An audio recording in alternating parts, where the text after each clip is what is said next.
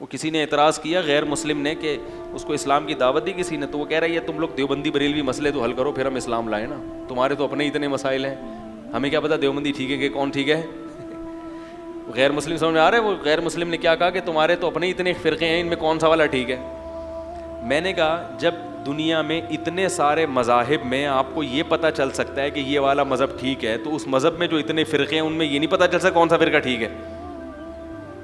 کیا خیال ہے بھائی, یہ نہیں پتہ چل سکتا.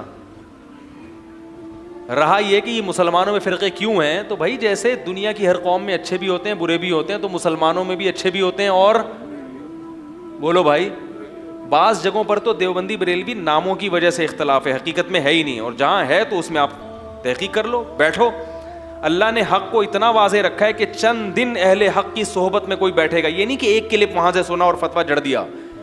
میں نے بتایا کہ علماء دیگ کے چاول کی طرح نہیں ہوتے کہ دیگ میں چاول تھوڑے سے چیک کیے اور پوری دیگ پر صحیح ہونے کا حکم لگا دیا.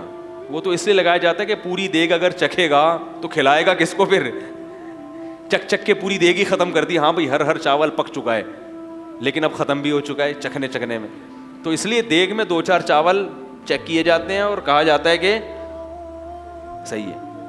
لیکن علماء کو چیک کرنے کا یہ طریقہ نہیں ہے کہ مفتی صاحب طارق مسعود صاحب کا ایک کلپ آپ نے سن لیا اور وہ بھی کسی نے کاٹ کے, پرسوں ایک آدمی سے میرا پھڈا ہوتے ہوتے رہ گیا, مجھے کہہ رہے ہیں آپ کے کلپ کے نام آپ نے کتنے بیہودہ رکھے ہیں, اور پھر اس نے ایک فحش سا نام لیا کہ آپ نے اس میں یہ لکھا ہے, یہ کلپ اس موضوع پر آپ کا بیان ہے, ایک بہت ہی بیہودہ موضوع.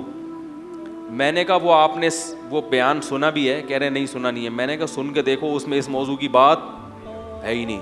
کہہ رہے پھر نام ایسا کیوں رکھا, میں نے کہا میں نے نہیں رکھا, یوٹیوب کے چینل والے پیسے کمانے کے لیے ایسے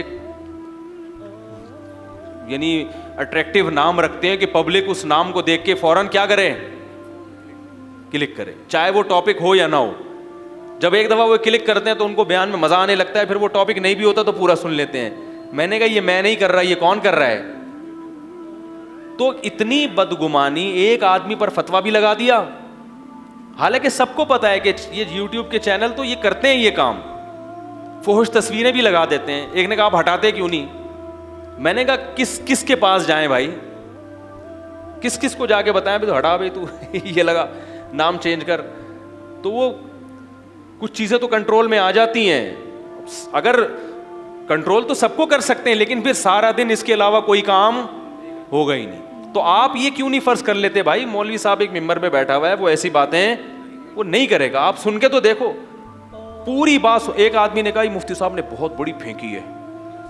میں نے کہا کیا کہہ رہے ہیں. انہوں نے کہا میرے والد روزانہ قرآن ختم کرتے تھے. کہ ان کے والد نے جاب بھی کی ہے بھائی, ان کے والد صاحب نے فیملی بھی تھی ان کی, اس کے بعد روزانہ ایک قرآن ختم, یہ کیسے اسے تو بہت بڑے پھینکو ہیں.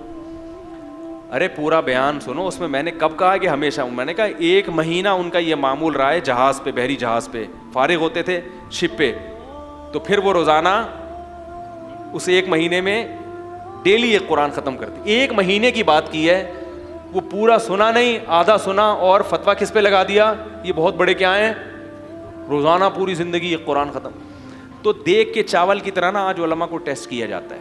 وہ یا رسول اللہ والا کلپ سن لیا, ٹھیک ہے, یہ فرقہ واریت کے بریلویوں کو اس نے کافر بولا ہے.